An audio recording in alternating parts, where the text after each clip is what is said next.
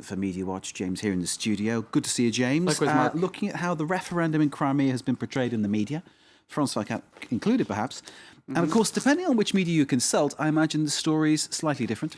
That's right, as it has been from the beginning of the crisis in Ukraine. Let's take a look at a headline on the Russia Today website.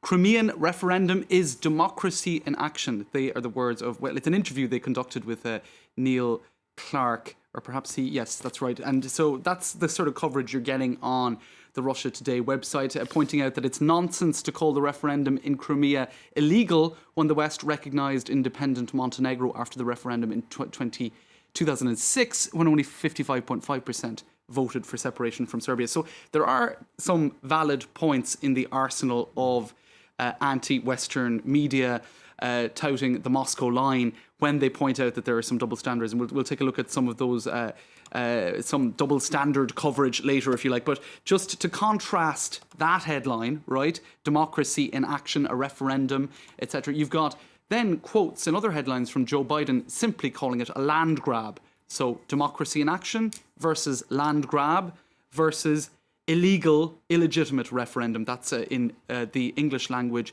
Turkish daily, Today Zaman. So that was pretty much the coverage in most of the Western media, at least if they were echoing their particular government's line.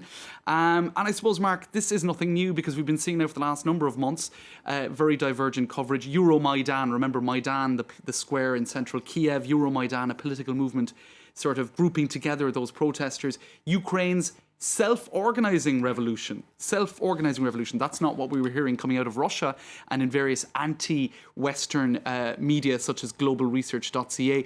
Obama's Ukrainian power grab, sanctions and the boomerang effect. In other words, it was all coordinated, US and EU directed and coordinated coup d'etat. So on the one hand, again, just to show you that divergent coverage, a self-organizing referendum, or revolution rather, and EU-US directed coup d'etat. So clearly we're not getting the same line, or we're not getting anything resembling a sort of a synthesis of those two points of view. They are divergent points of view.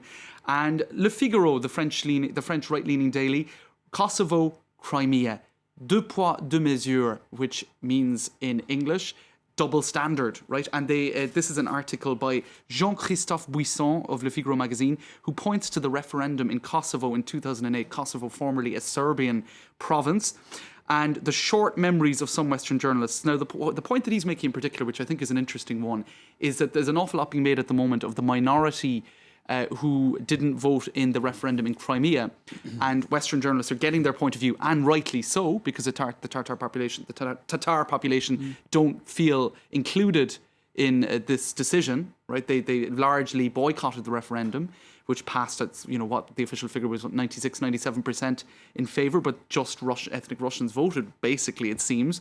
Whereas in Kosovo, Western journalists didn't really go. It was an ethnic Albanian majority carried that referendum for an independent Kosovo. Western journalists weren't really going to Orthodox Serbians, asking them about their concerns so much of the time, because it was more or less in line with what a lot of Western governments.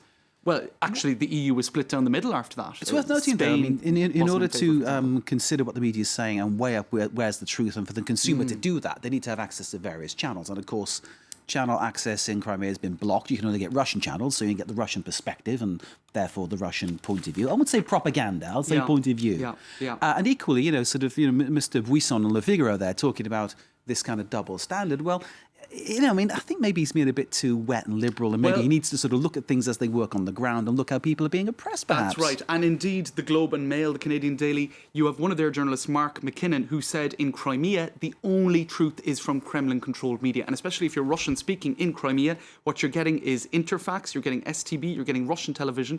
He spoke to a woman called Ms. Bogak. This isn't a completely new article. It's been online.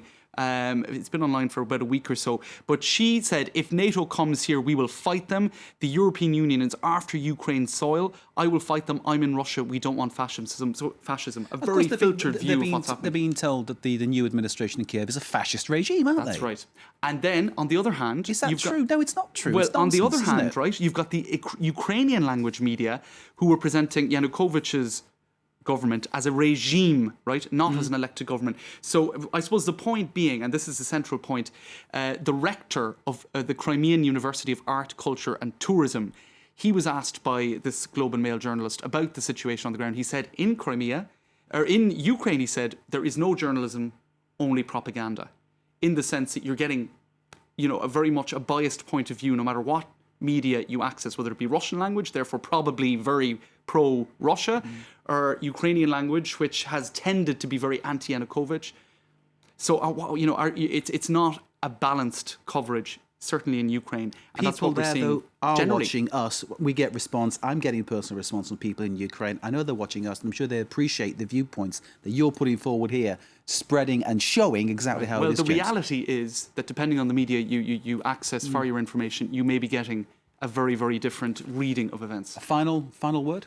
Well, in Russia too, needless to say, we'll finish with this. Putin will become the first person of world politics. That's how it's been cast, according to rawstory.com. That's how the Russian coverage of all of this has been cast.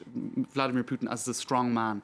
That is coming through very much as a message in the Russian media, how he will, I suppose, become the top dog in international politics, overtaking American hegemony. He seems to be getting his way on every issue, it seems, Vladimir Putin. James, thank you very much indeed. James Creedon with Media Watch.